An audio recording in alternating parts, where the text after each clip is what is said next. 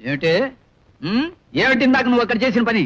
కోపడకండి, అంత శబ్దం వస్తుందని అనుకోలేదు. నిన్ను ఇక జన్మలో బయటికి తీసుకెడితే నా చెవిలో ఏలే చంపేవే. అంత మాట అనకండి. ఈల వేయటం నాకు మాత్రం ఇష్టమన్నా? ఏం చేయం చెప్పండి? ఎక్కువ సంతోషం కానీ బాధ కానీ కలిగినప్పుడు వేళ్ళు వాటంతటా అవే దగ్గర అవుతాయి, నోటి దగ్గరికి వెళ్ళిపోతాయి. లోపల నుంచి గాలి వస్తుంది, బయటికి శబ్దం వస్తుంది. ఇవన్నీ నాకు తెలియకుండానే జరిగిపోతాయండి. నా వల్ల కాదే. ఏలేసే పెళ్ళాన్ని ఏలుకోలేను. ఇవాళ రేపు వకీల్ గారిని కలిసి నీకు విడాకులు ఇచ్చేస్తాను. అంటే ఏంటండి? కోర్టు వారు నీకు నాకు ఇక ఏ సంబంధం లేదని కాగితం ఇస్తారు. అది